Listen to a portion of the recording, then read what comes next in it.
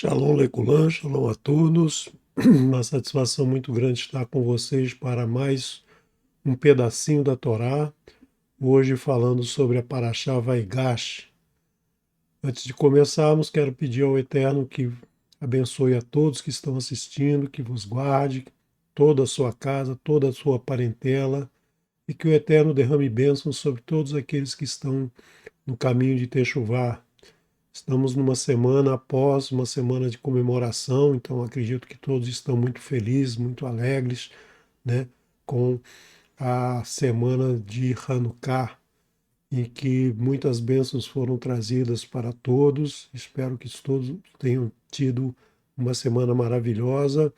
E hoje, então, peço que abram seu coração para o estudo dessa paraxá, que é muito emocionante. Todos, né, quando estudam a paraxá Vaigash, são preenchidos de muita emoção, porque é uma paraxá que fala de um encontro entre dois irmãos que haviam brigado, que haviam se afastado, em que um provocou momentos muito difíceis na vida do outro, mas que agora se reconciliam, se reencontram, que é o que todos devemos fazer, sempre nos reconciliar com aqueles que por algum motivo brigamos no passado e que hoje devemos deixar essas diferenças de lado e nos abraçar e nos encontrarmos e sorrirmos novamente juntos, né? Então, eu quero pedir a vocês que abram seu coração para esse estudo que começou na terça-feira com o Momento do Hebraico, onde Moré Marcos Felipe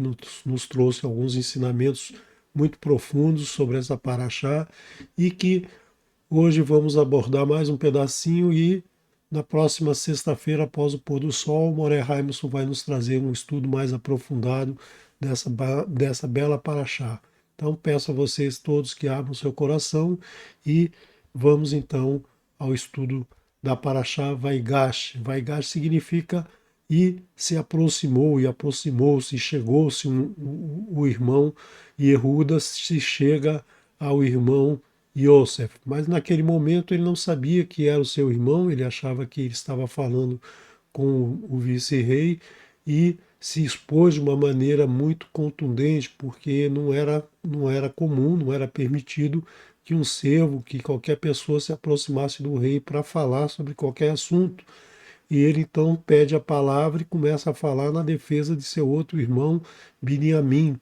Então, um momento muito difícil em que Yehuda ele esquece de si mesmo, ele se expõe ao risco de morte para defender um irmão, né? Coisa que é, é, é o sentimento de um verdadeiro rei, aquele rei que não se preocupa com sua própria segurança, mas com a segurança daqueles que ele ama, daqueles que ele protege, daquele que ele jurou a seu pai proteger de qualquer forma. Então, é muito importante esse encontro, é muito importante essa paraxá, e nós vamos ver que essa paraxá traz a lembrança de um outro personagem muito importante na, na história das Escrituras, né, que é retratado nas Escrituras, que é o nosso querido mestre Mashiach Yeshua. Então, nós vamos ver uma relação muito grande entre os acontecimentos de Yosef, da vida de Yosef, com os acontecimentos da vida de Yeshua. Então, vamos iniciando com a lei da afinidade, a lei que nós, na última paraxá, falamos um pouquinho, né?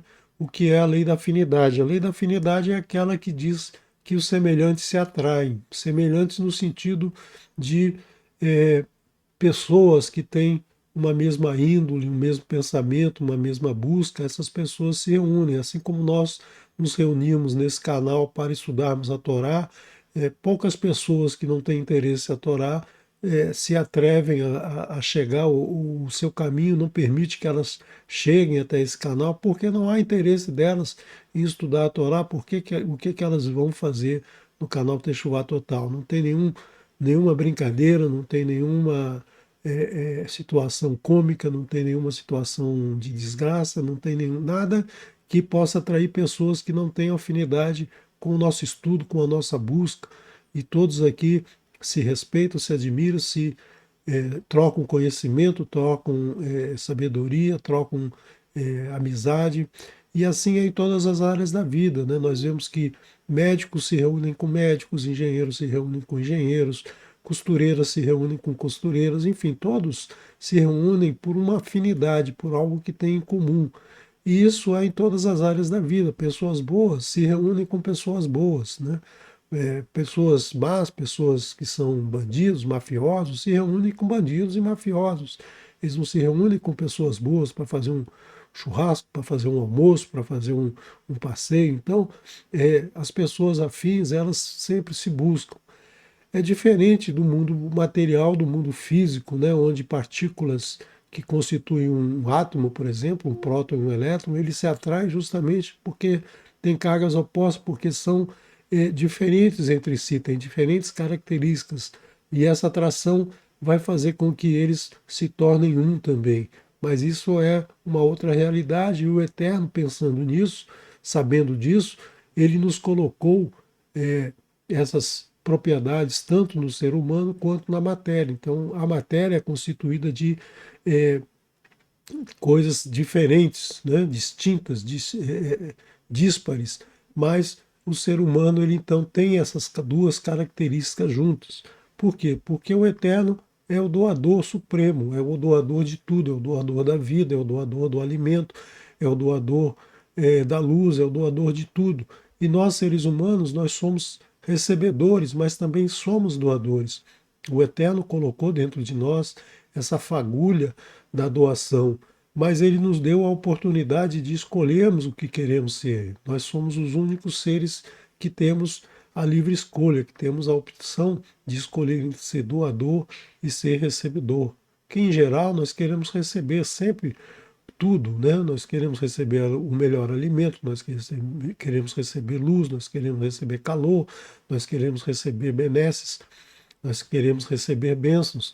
E poucos se preocupam em doar aquilo que recebe, né? Por exemplo, conhecimento, como nós fazemos nesse canal, distribuir conhecimento, doar o conhecimento que nós recebemos de alguma maneira, que nós tivemos a oportunidade de aprender. Os Morim desse canal estudam, não porque tem a necessidade de doar para receber alguma coisa em troca. Nós doamos aqui justamente porque sentimos que ao doar nosso conhecimento, nós estamos fazendo um bem àqueles que precisam, àqueles que querem ter esse conhecimento, àqueles que não são afins.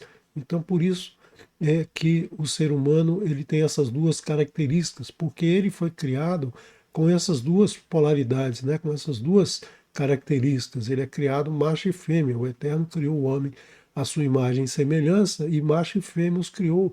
Ou seja, ele criou o homem como ser, sendo um ser que doa e um ser que recebe. E na sua grande parte, na maior parte da sua vida, na maior parte da sua existência, ele é um recebedor. Mas os exemplos vão lhe mostrar que em algum determinado momento ele tem que passar a ser um doador para poder ter afinidade com o Eterno, porque como o Eterno é doador por excelência, é o doador máximo, quando nós passamos também a assumir essa postura de doador, nós passamos a nos a ser afins com o Eterno, passamos a nos aproximar do Eterno, e com isso a gente vai atraindo as suas bênçãos, né, as bênçãos do Eterno para a nossa vida. Então, por isso que é importante a gente, no caminho de Techuvá, a gente aprender a tzedakah, aprender a compartilhar tudo que recebemos, seja alimento, seja dinheiro, seja luz, seja conhecimento, seja sabedoria. Então, temos que compartilhar praticamente tudo em nossa vida para que possamos sempre estar próximos do Criador, e assim também vamos continuar recebendo, porque no momento que passamos a doar, é o momento que passamos a receber cada vez mais e mais. E essa paraxá fala do encontro de dois reis que são pessoas, né, que têm a incumbência de compartilhar e de proteger os seus servos. Né? Os reis, como foram definidos na Escritura, como foram no momento em que o povo israelita quis ter reis, o Eterno não queria isso para o povo, para o seu povo, mas o povo israelita em algum momento eles querem reis, eles querem ter reis. Então o Eterno passa as atribuições dos reis, porque os reis são pessoas que devem se comportar, devem pensar principalmente, primeiramente, nos seus servos, no bem-estar dos seus servos, em todos os momentos, sejam nos difíceis, sejam nos momentos de prazer, o rei tem sempre que se preocupar com o seu servo. E é isso que o Eterno faz conosco.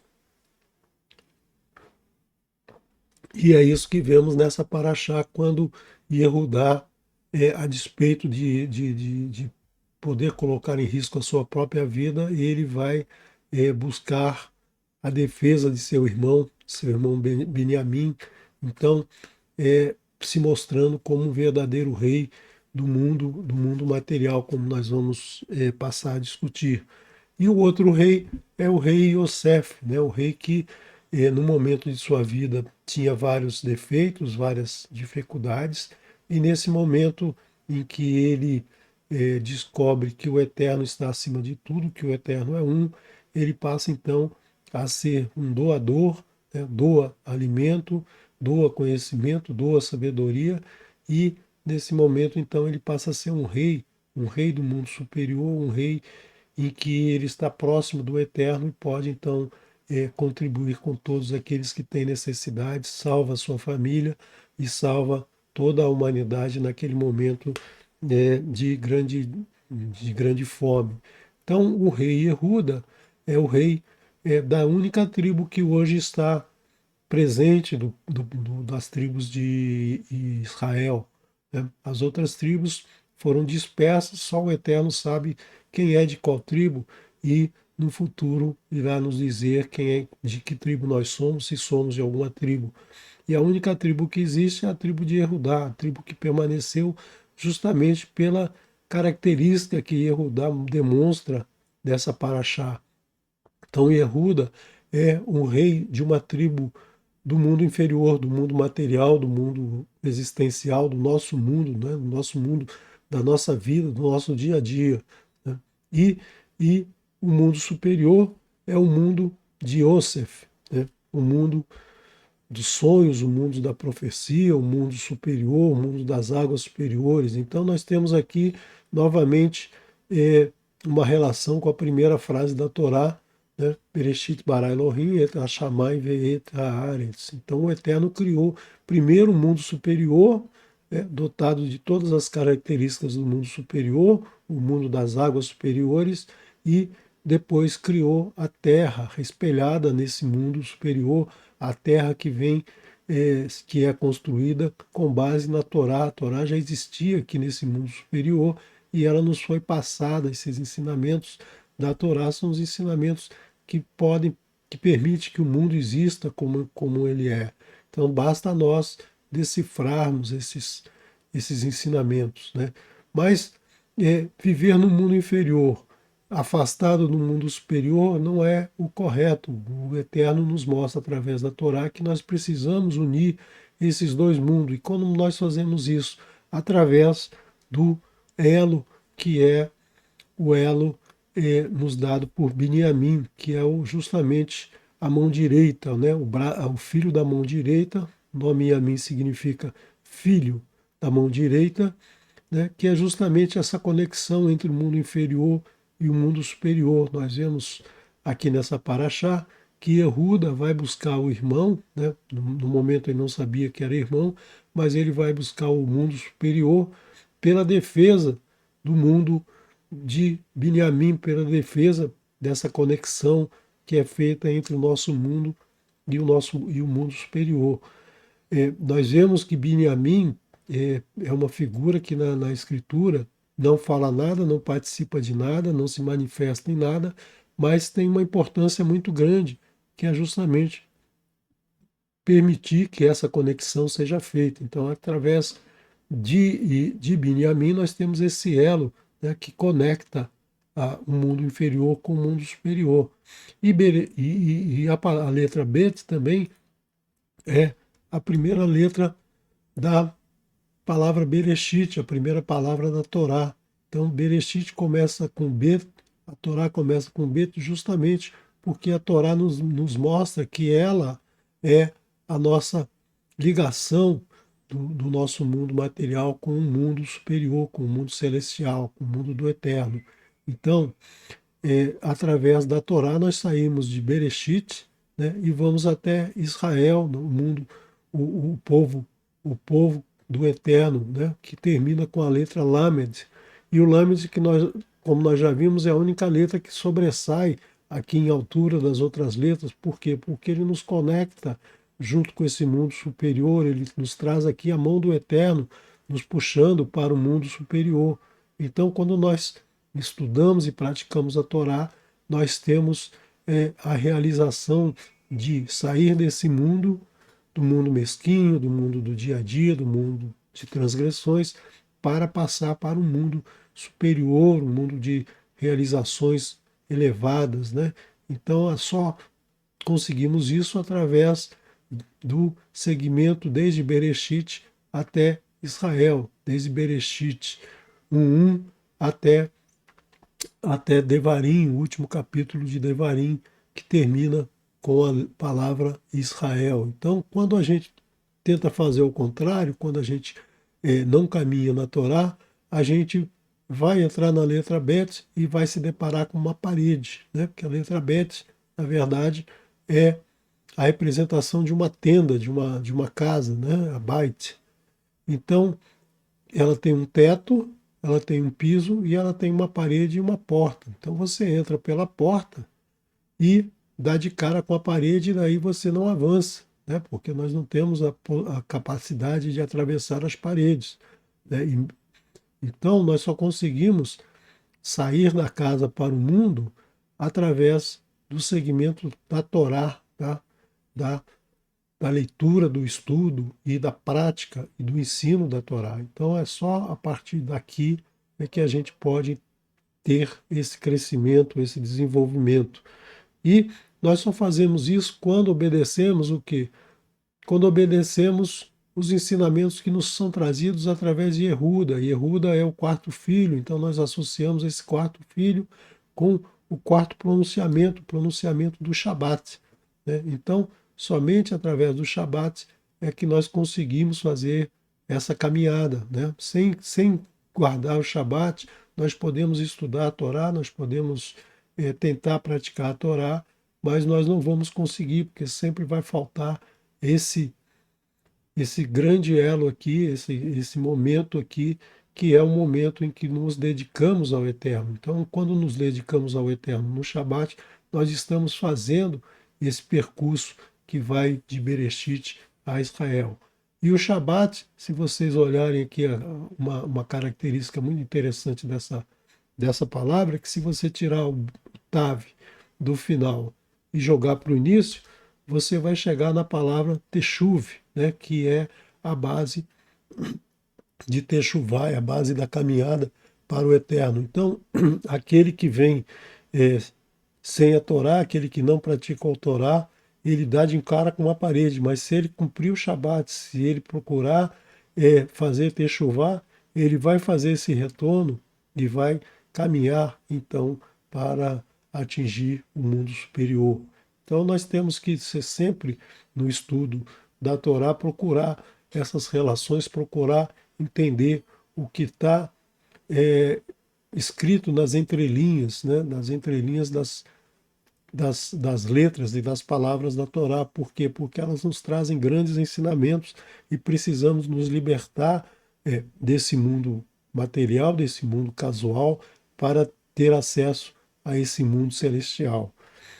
E nós também temos que o rei e o mensageiro têm muita relação, né? Como eu falei, o rei ele procura servir aos seus servos, mas servir aos seus servos com uma conexão muito, muito intensa com o Eterno. Então, o mensageiro é aquele que nos traz a mensagem do Eterno, e o rei é aquele que deveria nos trazer todas as benesses do Eterno.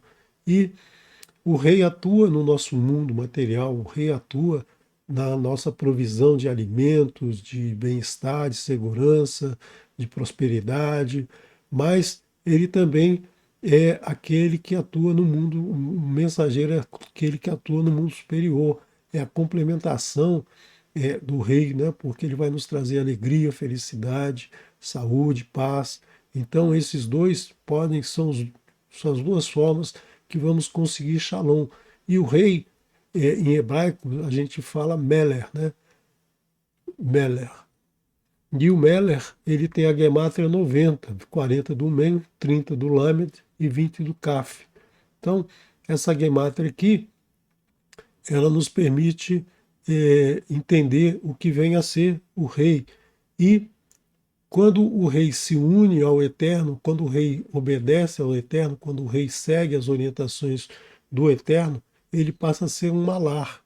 Ele passa a ter inserido em seu nome a letra Aleph, né? E o Aleph nada mais é do que o tetagrama, né? Do que o nome do Eterno. Então é a letra do Eterno. Por quê? Porque nós temos aqui um Yud invertido, e um Vav, ou seja, nós temos 10 do Yud, 10 do outro Yud, 20, e nós temos os 6 do Vav, 26. Então nós temos aqui a gemátria do nome do Eterno, do tetagrama. Então quando o Meller se associa ao Eterno, nós temos o Malar, o mensageiro, né?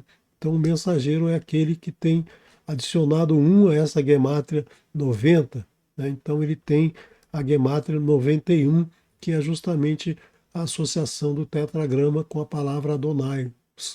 Meu Senhor é o Eterno. Então, nós temos aqui também a gemátria da palavra Amém. Elohim, Meler, Neaman. Elohim é rei fiel. Por quê? O rei fiel é aquele que faz tudo pelos seus súditos, é aquele que dá tudo para os seus súditos, seja no momento bom, seja no momento ruim. Então, sempre nós temos que ter consciência de usar a palavra amém nos momentos difíceis e nos momentos bons da vida. Por quê? Porque se Elohim nos trata bem nos momentos bons, ele também vai nos tratar bem nos momentos ruins. Então nós temos que acreditar sempre que nos momentos ruins nós temos o Eterno ao nosso lado, nós temos Elohim atuando conosco e nos tirando de todas as dificuldades do nosso mundo inferior e nos levando para um mundo superior. Então nós estamos reinando no nosso mundo, nós somos os nossos reis, nossos próprios reis, né? Nós nos damos tudo, nós nos fazemos tudo, nós somos responsáveis por nós mesmos, mas nós queremos ter acesso ao mundo superior, ao mundo do eterno. Então, com isso, eu gostaria também de aprofundar, já que nós estamos falando de mundo superior, aprofundar um pouco nas profecias, né? Nas profecias que nós tratamos num paraxá, numa paraxá anterior, e que infelizmente o tempo foi curto, não pude aprofundar um pouco mais, mas deixei no PDF que está no grupo do Telegram, você pode baixar lá e tem todos os slides que seriam tratados aqui na nossa conversa online, mas que você pode então entender um pouco mais sobre as profecias, né, sobre as características das profecias.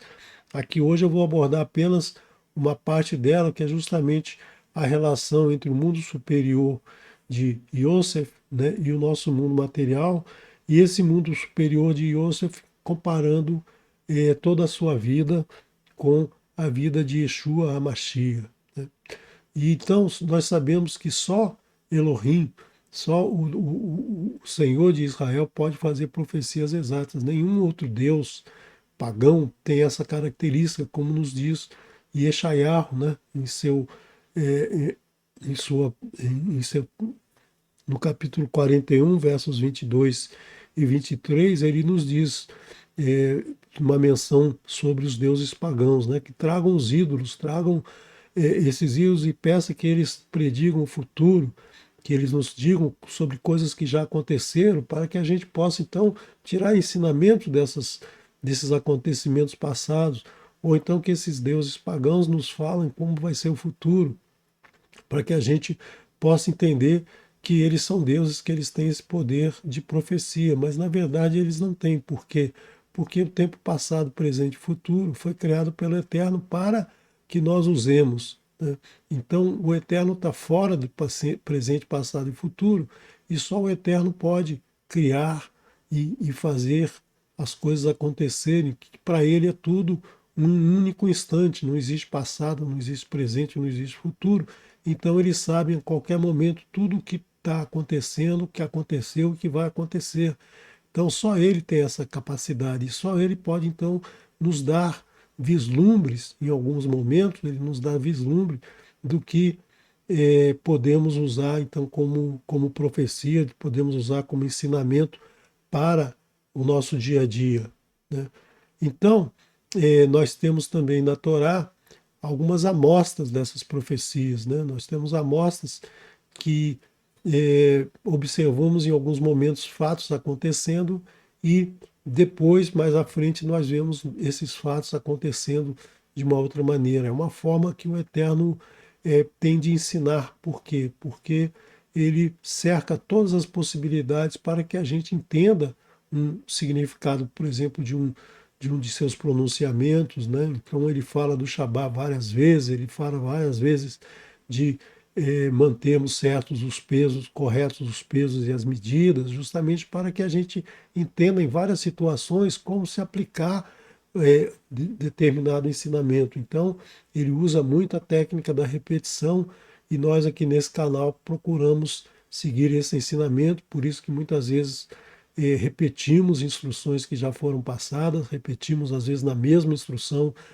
fatos que já foram passados, que já foram ensinados, justamente para que você possa ter maior entendimento daquele, daquele, daquele ensinamento. E hoje nós vamos então mostrar, por exemplo, o que aconteceu com o Itsak, naquele momento em que seu pai Abraão coloca a madeira sobre suas costas e o leva para o altar do sacrifício, onde ele seria sacrificado ao Eterno, né? Então nós vemos aqui o momento em que eles estão caminhando no monte com a madeira que serviria para fazer a oferenda, a oferta de sacrifício.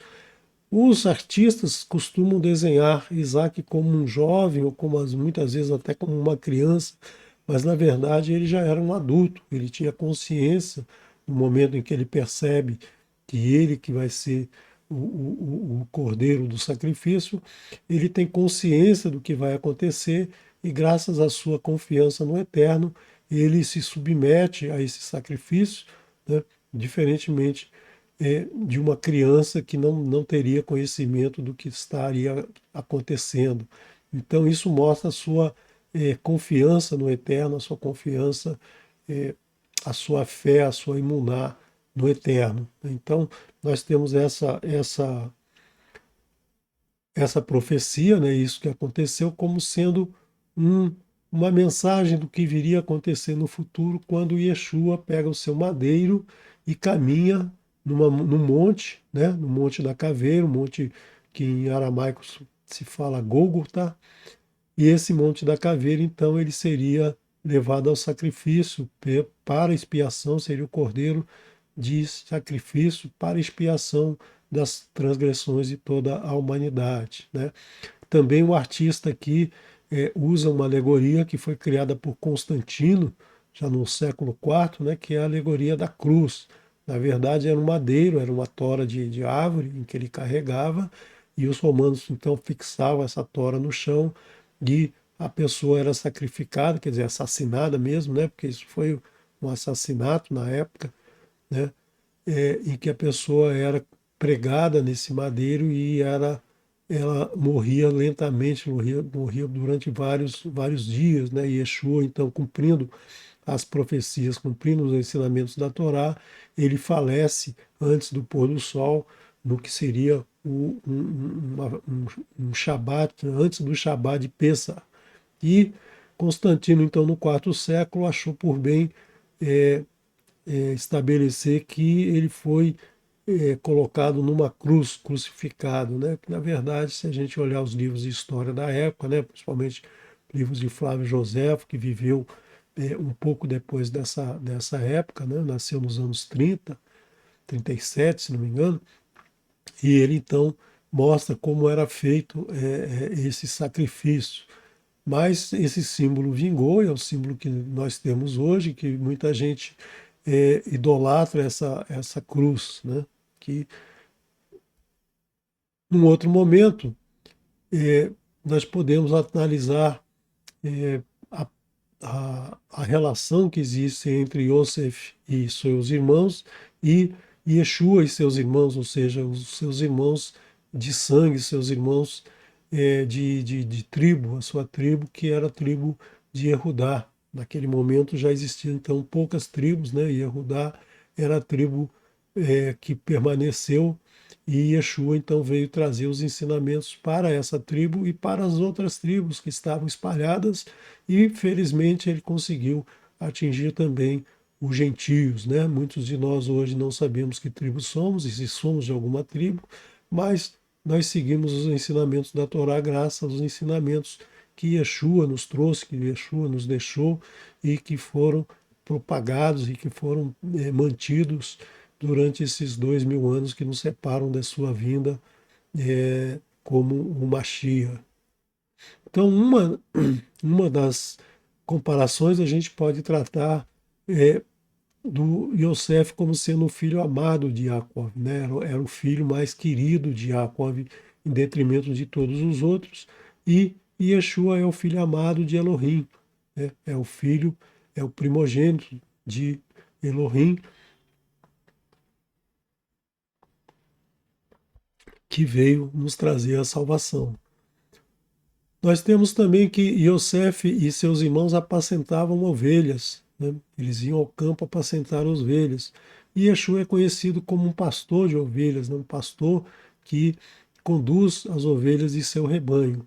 E muita gente questiona por que essa comparação, né? Principalmente as pessoas que não estão fazendo techuvá, elas não têm muito entendimento do porquê associar o ser humano com ovelha, né? Por que isso? Né? A escritura ela foi apresentada no momento em que o mundo era agrícola, né? Pastoril. Então, todas as comparações são feitas com situações daquele momento. E a questão da ovelha é muito interessante, por quê? Porque se a gente conhecer um pouquinho mais da ovelha, a gente vai entender que nós somos muito parecidos e o tratamento dado para o ser humano como ovelha e aquele que nos ensina, que nos guia sendo nosso pastor, tem muito a ver, né? Porque a ovelha é um animal que é, é um animal pequeno, né? Um animal que chega aí até uns 50 quilos de peso quando adulto, e mais ou menos 14 quilos quando ele está bem formado, 14 quilos de lã compõe esses 50 quilos. Então, os pastores, eles tosquiam a ovelha, o carneiro, para retirar essa lã, que essa lã serve como fibra para tecidos, né? Para tecido, para proteger do frio principalmente, né? Que a lã ela consegue guardar bastante calor do corpo, e naquela região fria a lã era um motivo de segurança, de proteção para as pessoas. Então por isso que se criavam as ovelhas, além do que a ovelha ela é um animal kasher, é um animal que rumina e que tem casco fendido, portanto pode servir como alimento, né? E o seu leite também é apreciado pelas pessoas. Então é um animal que, além de alimentar, ele protegia as pessoas através da sua lã, né? E a lã, a gente vê que a lã é um material de origem animal, e o linho é um material de origem vegetal. Por isso que a Escritura, por isso que o Eterno nos diz para não misturar lã e linho. Nós temos dois materiais que vêm de mundos diferentes, de origens diferentes. Então, nós temos que evitar usar a lã e o linho juntos, né? Por isso que é um ensinamento que a gente pode, então, discutir um pouco mais à frente, quando falarmos é, dos pronunciamentos do Eterno, quando falarmos das mitzvot, né? Então, a ovelha também é um animal muito medroso, né? Um animal muito desconfiado. Então é um animal que ele tem medo da sua própria imagem na água, né? Se ele for beber num rio e ver a sua imagem, ele pode muitas vezes se assustar e acabar não bebendo. Por isso que ele precisa do pastor que vai lhe dar a água, que vai lhe conduzir por águas tranquilas e vai mostrar a ele que aquela água é segura, que ele pode beber sem medo, porque ele tem medo de qualquer animal, ele tem medo do ser humano. Por isso que um pastor de ovelha, ele leva muitos e muitos anos para conquistar a confiança das suas ovelhas. Ele não pode ser uma pessoa que simplesmente aparece numa fazenda, né?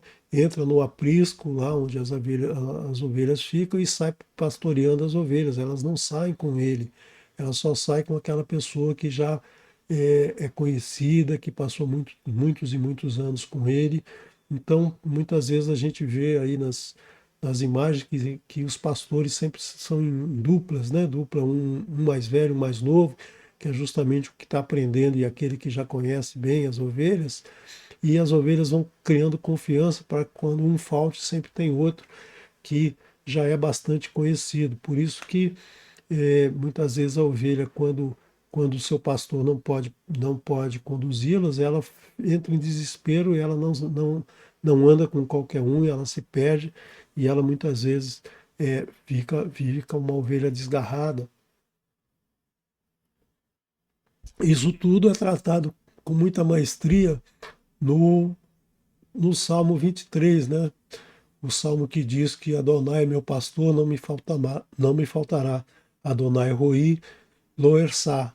Então, nessa paraxá nós vemos uma relação muito forte da confiança da ovelha no seu pastor. Quando a ovelha conhece o seu pastor, quando a ovelha tem noção de que aquele é que vai lhe oferecer segurança, ela então passa a confiar, ela passa a obedecer, ela passa a aceitar tudo que aquele pastor ele diz, né? Aceita o alimento, aceita a água, aceita tudo o que aquele pastor está passando para a ovelha. Então, esse salmo ele tem um estudo nesse canal aqui, detalhando bastante sobre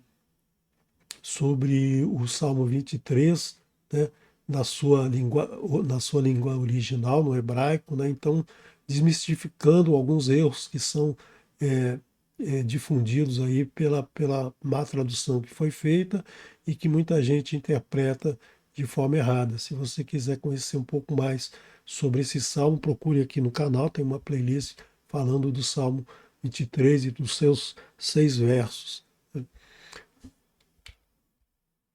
Uma outra comparação entre Yosef e Yehuda é a túnica, né? Yosef possuía uma túnica talá feita por seu pai, uma túnica que cobria todo o seu corpo, com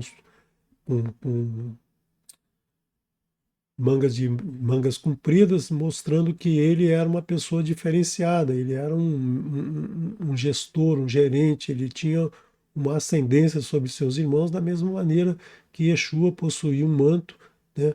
E essa túnica que ele possuía, ele foi ungido com óleo, em alguns trechos da Brit Hadashah nós vemos isso, e ele então tinha uma ascendência sobre aquelas pessoas que o seguiam, né, que tinham confiança nele e que o seguiam como o mestre.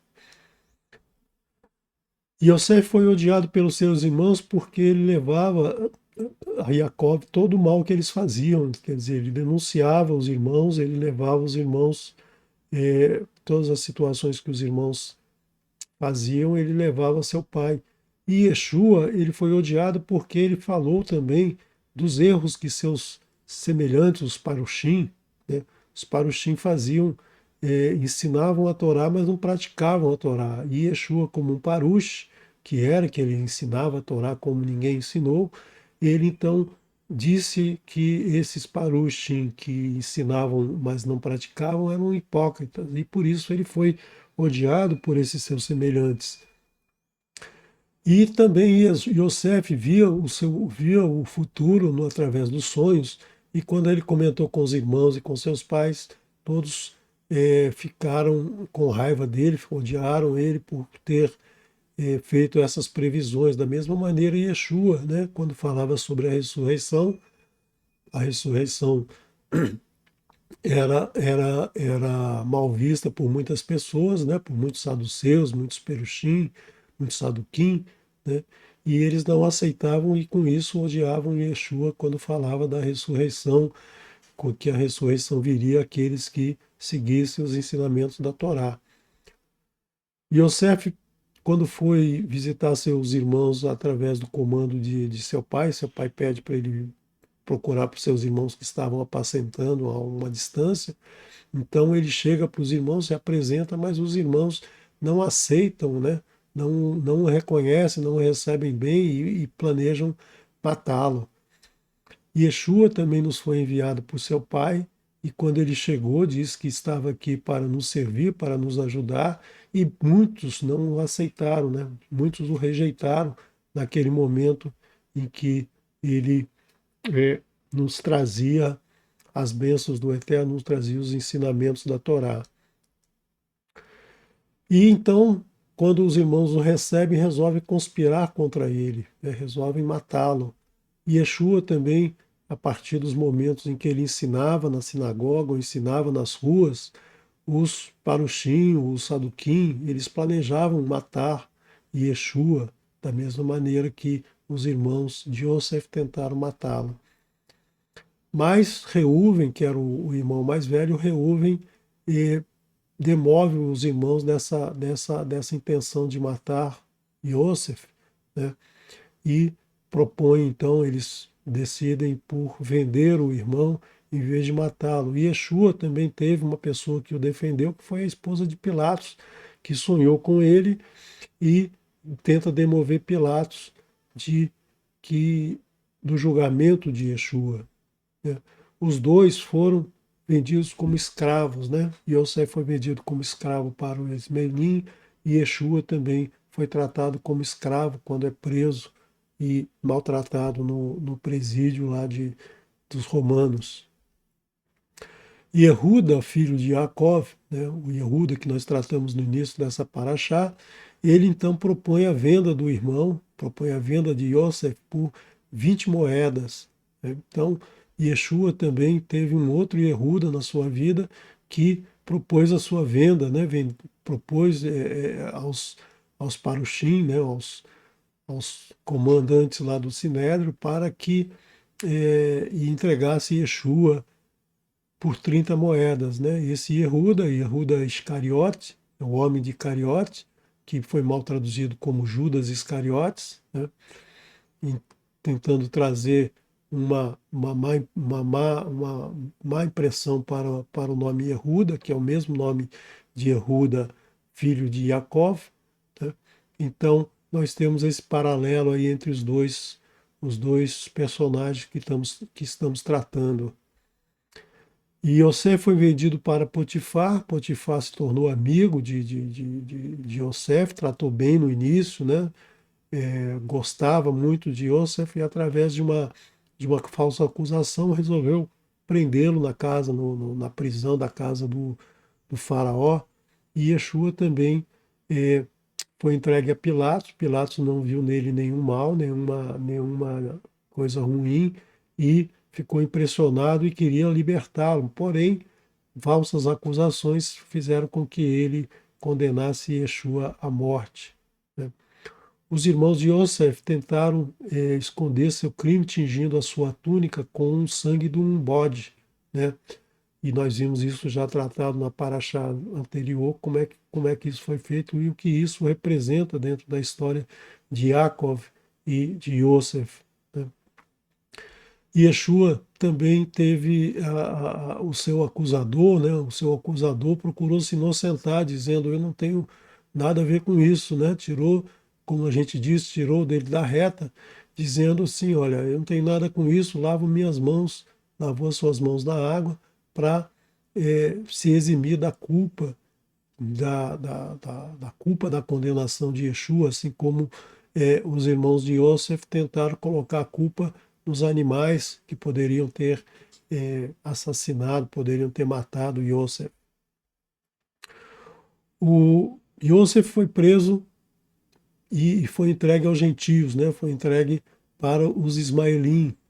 Yeshua foi preso e foi entregue para os romanos, que eram gentios da época. Então, nós temos a mesma relação. Yeshua entregue por seus irmãos de Yehudim para os romanos e Yosef entregue por seus irmãos de sangue para os ismaelim. Yosef foi tentado pela mulher de Potifar e venceu essa tentação. Yeshua foi tentado por Satã e venceu todas as tentações apresentadas pelo Satã. Yosef era justo, mas ele foi lançado fora da sociedade, foi preso num cárcere durante 11 anos. E 2 anos ele permaneceu com Potifar e 11 anos ele ficou preso no cárcere, né? E com ele tinha 2 presos, o padeiro e o copeiro, sendo que um deles foi levado e o outro foi enforcado. E Yeshua morreu fora do arraial, no madeiro. Com ele também foram mortos 2 malfeitores, nos quais um foi salvo e o outro se perdeu. Não se tem notícia do que aconteceu com o outro. Yosef foi contado com os transgressores, ele estava no meio, num presídio com pessoas que tinham feito transgressões contra o faraó, e Yeshua estava entre aqueles que estavam atentando contra Roma, né, contra o Império Romano. Mas Yosef conseguiu o respeito de seu carcereiro e Yeshua também conseguiu o respeito de um centurião que estava ao pé do madeiro e que percebeu que ele era realmente a pessoa que ele dizia ser, a pessoa que diziam que ele era. Então ele reconhece em Yeshua o Salvador. Os 2 companheiros de Yosef, um foi salvo e o outro foi enforcado, né? O padeiro foi morto e o copeiro foi salvo. E dos dois companheiros do madeiro de Yeshua, um foi morto e o outro se perdeu. E Yosef então saiu do fundo do poço, do cárcere, né? Saiu do cárcere e foi para o palácio onde ele passou a reinar. E Yeshua deixou o mundo dos mortos e ressuscitou e passou a reinar num trono de glória, ou seja, ele saiu também de um poço e foi para o cume de um monte, assim como Yosef saiu do poço e foi para o cume da sua vida, né? O cume onde ele foi reverenciado como rei, e Yeshua reverenciado como o Salvador. Yosef começou a reinar então aos 30 anos, ele começou a fazer o bem a partir dos 30 anos, foi no momento em que ele é tirado do poço e vai para o cume, né? E Yeshua passou a ensinar aos 30 anos, porque ele era um parush, né? E os parush começavam, até os 30 anos eles estudavam, aprofundavam o seu conhecimento da Torá, a prática da Torá, e a partir dos 30 anos eles passavam a ensinar a Torá, né? Ensinar a Torá como Yeshua ensinou, nenhum outro parush ensinou, porque ele praticava a Torá todos os instantes de sua vida e ele ensinou essa forma de estudar a Torá, de praticar a Torá. Ao chegar ao palácio, Yosef trouxe então a solução do problema da fome que viria na época das vacas magras, na época da carestia, né? Então da falta de alimento. E aí ele deu pão a todos aqueles que tinham fome, né? Não só os ismaelinhos, os mitzraim, mas também todos os outros gentios que viviam no reino naquela época e outros que iam comprar alimento no Egito, né? Em Mitzrayim. Yeshua trouxe pela sua morte e ressurreição a salvação para todos. Ele então é o pão da vida, é aquele que dá alimento a todos, né? Alimento de vida eterna para todos aqueles que o seguem e que confiam em seus ensinamentos e sabem que seus ensinamentos são os ensinamentos da Torá do Eterno. Yosef foi exaltado e o faraó sempre dizia a todos que o procuravam que fossem até Yosef, que pedissem a Yosef tudo que eles precisavam para se alimentar, para conduzir a sua vida, porque Yosef era o seu braço direito, era o seu Yamin, era aquele que alimentava o povo, aquele que trouxe o alimento, a salvação para todo aquele povo. E Yeshua também foi exaltado e recebeu um nome que está acima de todos os nomes, né? Elohim entregou tudo que só Yeshua pode salvar.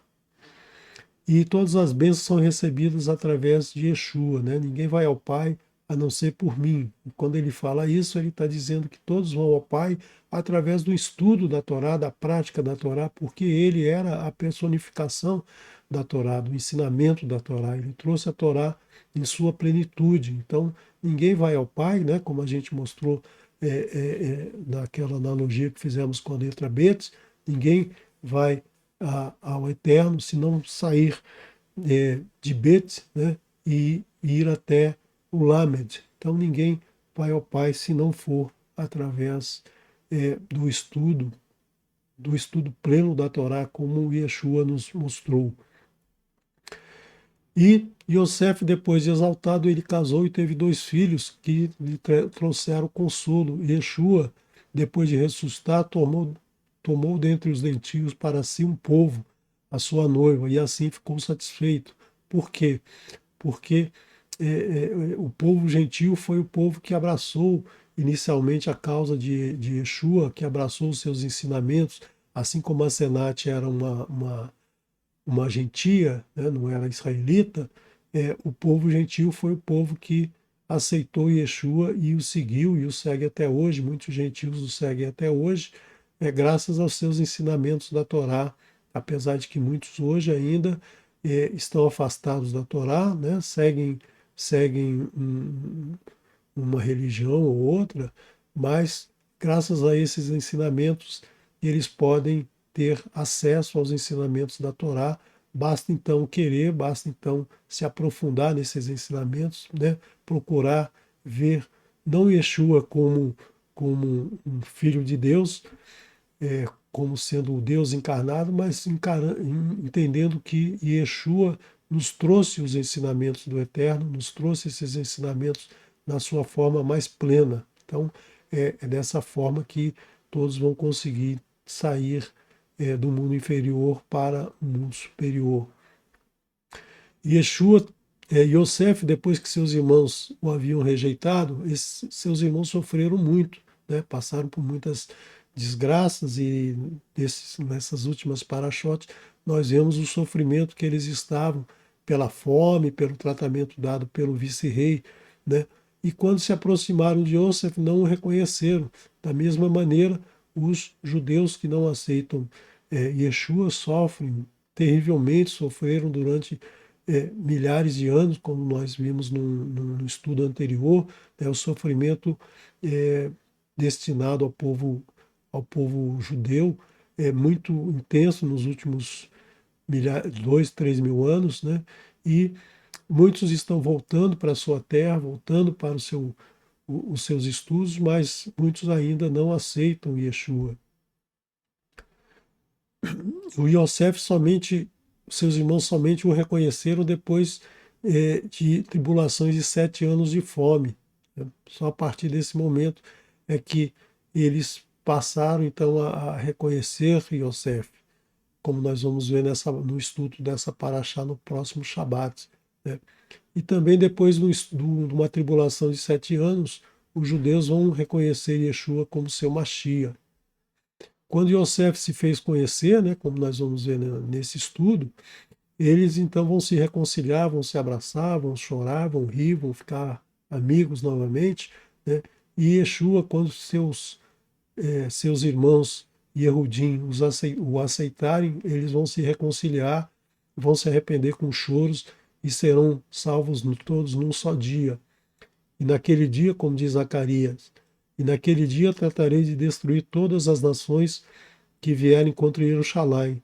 Mas sobre a casa de Davi e sobre os habitantes de Jerusalém derramarei o rua de graça e de súplicas. E olharão para aquele a quem traspassaram e o prantearão como quem pranteia por seu único filho. E chorarão amargamente por ele, como se chora pelo primogênito. Naquele dia será grande o pranto em Jerusalém, como o pranto de Hadad Rimon no vale Meguidos. E a terra pranteará cada família à parte, a família da casa de Davi à parte e suas mulheres à parte. Então, nós vemos que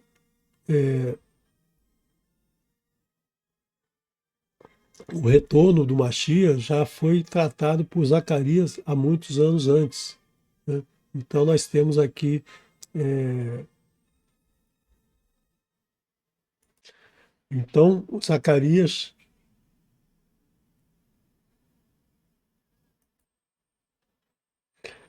desculpe aí um telefone que começou a tocar aqui desesperadamente. Então Zacarias ele nos traz a mensagem de como será o retorno do Mashiach.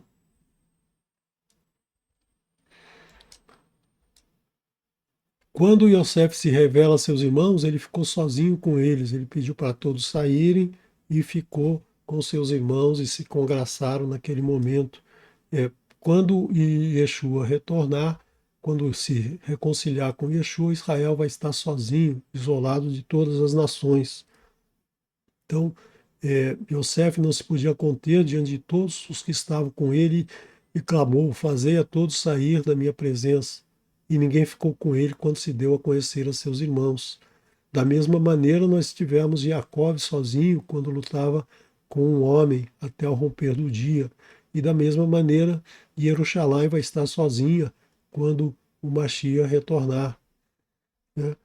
E Yosef compreendeu que Elohim havia tornado todo o mal que os seus irmãos lhe fizeram para conservar a sua vida, para conservar a vida de todos aqueles que iriam passar fome. E Yeshua também, todo o mal que os erudinhos fizeram, rejeitando Machia, contribuiu para a salvação dos gentios e a reconciliação com o mundo, porque através da negação do Machia, a, a nova aliança, a Brit Hadashah, ela foi espalhada entre os gentios de uma forma errada, claro, né? A criação das religiões cristãs foi feita de uma forma que se afastando dos ensinamentos do Eterno, se afastando da Torá, mas permitiu que hoje todas as pessoas, a maioria das pessoas tem uma Bíblia, né? Mesmo que não leiam, mas elas têm uma Bíblia que traz toda a Torá e traz todos os escritos, traz os profetas, traz os escritos nazarenos, e basta que a pessoa então tenha interesse, né, e busque esses ensinamentos para se reconciliar com o mundo. Então, foi só a partir do momento em que Yeshua foi rejeitado pelo seu povo que todos os gentios tiveram acesso a esse alimento, né, que é o alimento que é a Torá.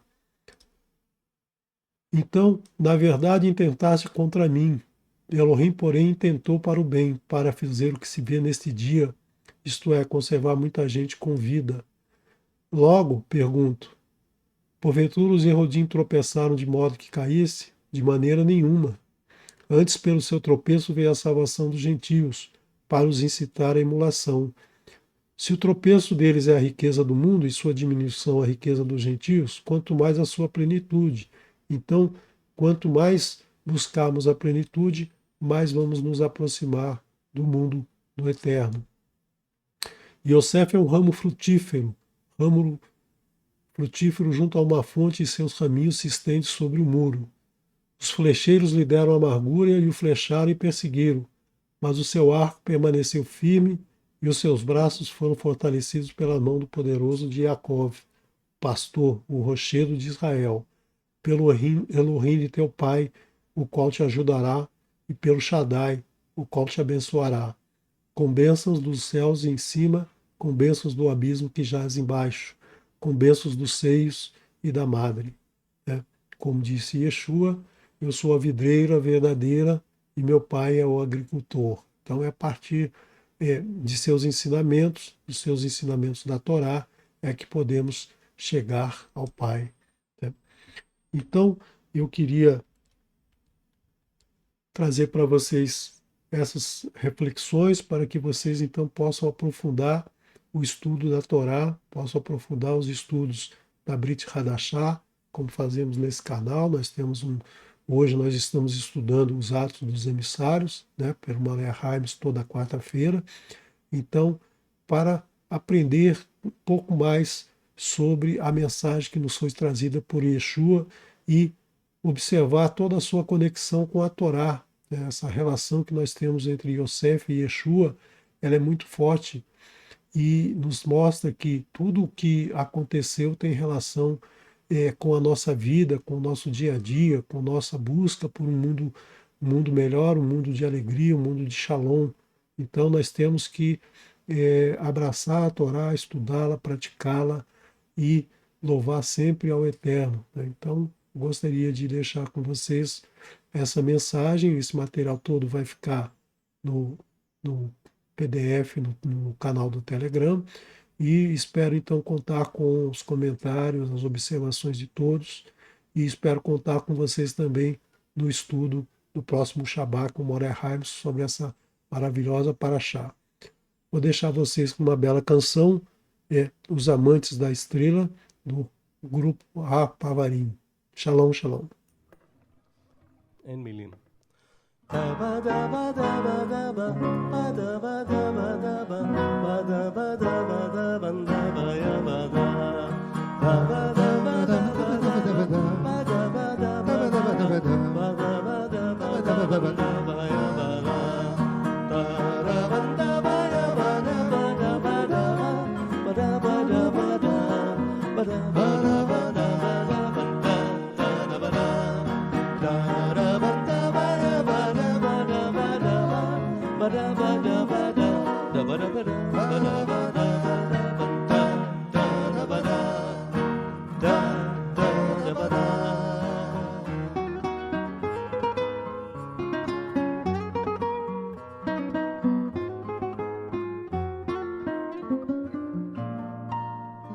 אילו כל האוהבים תלו בכוכבים בלילה זה את מבטם,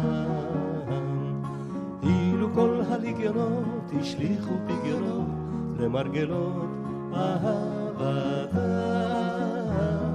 איך היו נושרים עלינו חלומות בשלים, איך היו רוגעים עלינו ילדתי שלי, אילו כל האוהבים תלו בכוכבים בלילה זה את מבטם, קמו לעינינו ממצולות שירינו כל האגדות כולן, קמו לעינינו ממצולות שירינו כל האגדות כולן.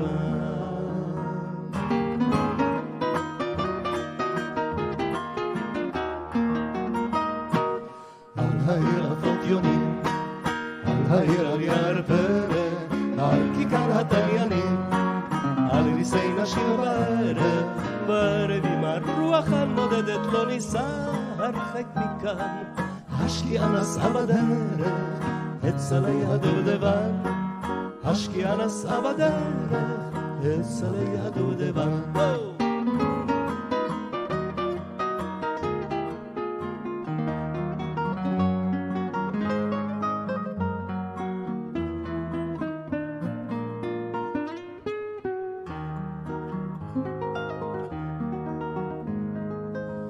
ממרחבים ניסה הגל פרוע, ים מלחך את כף רגלך, ובצמתך שוב תשחק הרוח ותזמר את שמך, הקשיבי איך מעל שכפים ישיקו הכנפיים ונותר רק את קולך.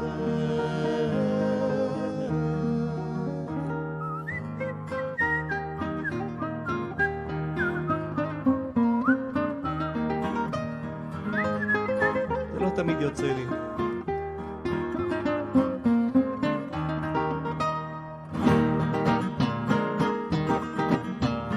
את ואני והרוח יצאנו לקר הפתוח, לנשום את נשמת הדגן, לרקוד עם ריצוד מהפלג, לבעוט עם הצאן על השלף, יצאנו לברוח מכאן, ושלושתנו בזמר חוצות יפני, הרוח ואת ואני, שלושתנו בזמר חוצות יפני, הרוח ואת והרוח והרוח ואת